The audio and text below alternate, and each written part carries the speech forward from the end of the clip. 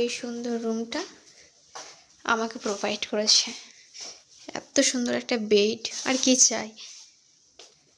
ওখানটা আমার জাস্ট ব্ল্যাঙ্কেটটা ভেবে রেখে দিয়েছে, ওটা স্কিপ করো। এটা আমার ব্যাগ, ট্রলি, এটা আমি। তো ঘুম ঘুম চোখে ব্লগটা এখানেই করছি। Just wow.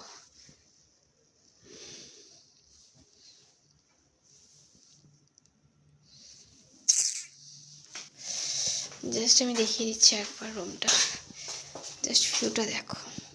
Just staff room এত সুন্দর, গেস্ট রুম কত সুন্দর হবে। এটা বাথরুম,